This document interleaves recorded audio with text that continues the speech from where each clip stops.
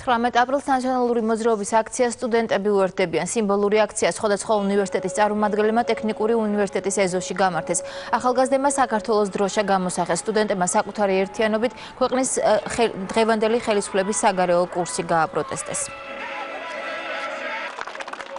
19 აპრილი ეს არის დღე, რომელთაც უნდა გაერთიანდეს ის საზოგადოება, რომელთაც თავარი ღირებულებები არის სასწავლური ღირებულებები, ევროპაში ინტეგრაცია, ნატოში ინტეგრაცია. ჩვენ დღევანდელი ჩვენი სიმბოლური აქციით გამოსახეთ საქართველოს ერთიანობა, საქართველოს სიძლიერე, რომ ჩვენ არასოდეს არ დავემორჩილებით რუსეთის მიზნებს. ხელისუფლების პოლიტიკა არ მოგწონს, ხედავთ რომ რასაც აკეთებენ ჩვენი ტერიტორიული მთლიანობისთვის საფრთხეა, ანუ 2008 წლის ომის გამოძიება, თუნდაც ოკუპაციის შესახებ ცვლილებები კანონში და შესაბამისად მოგიწოდებთ თქვენს რომ 19 აპრილს 4 საათზე მობრძანდეთ რუსთაველს.